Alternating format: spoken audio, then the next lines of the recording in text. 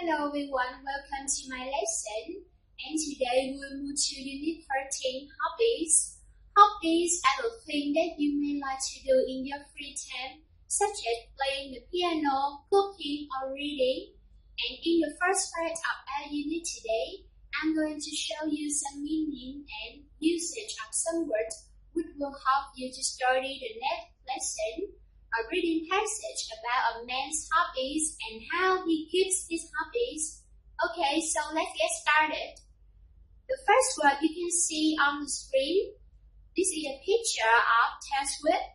She has written a lot of good songs and he also given a lot of awards. So I say Taylor Swift is an accomplished singer. So the first word is the adjective accomplished. This adjective is used to describe somebody who is really good or skillful at something. Again, accomplished. Okay, and we move to the next word. Since Taylor Swift is a very accomplished singer, so she wrote a lot of songs with such catchy tones. So the next word is the noun tone.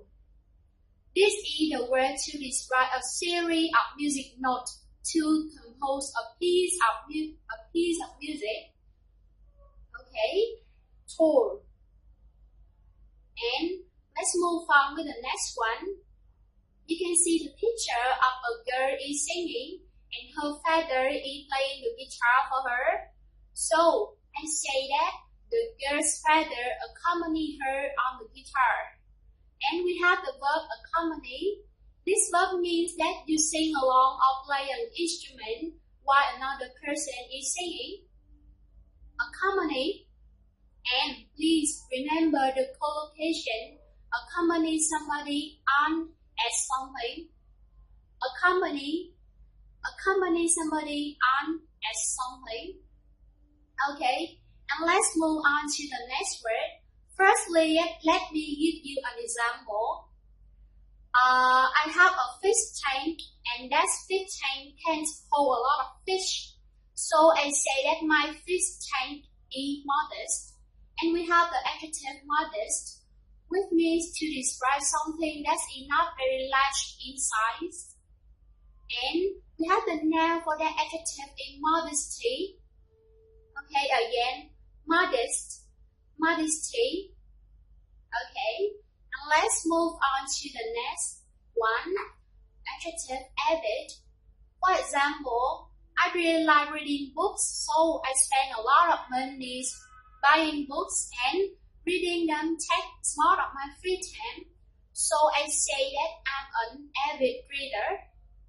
Okay, so this adjective is used to describe somebody who is really interested in or enthusiastic about something.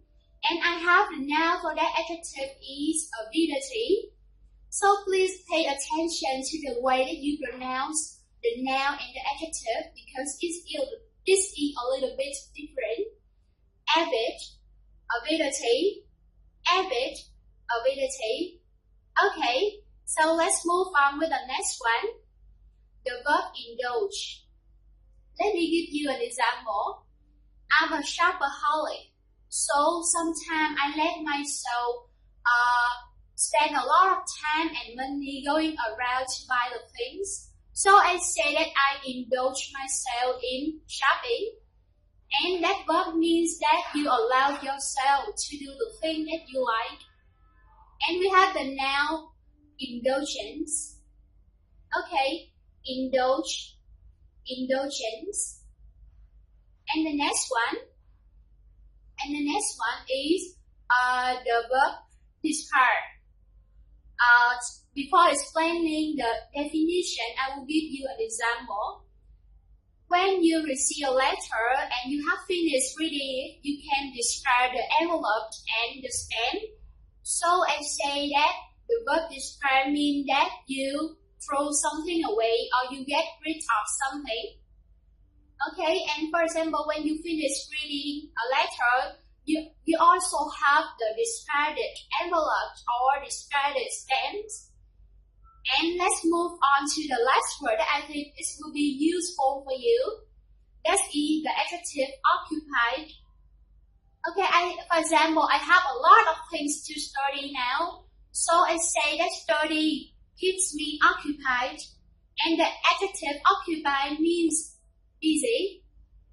Okay, so those words above are the words that I want to introduce and to explain to you today. I hope that it will help you with your study in the next lesson, and hope that you have learned something from my lesson today. See you next time.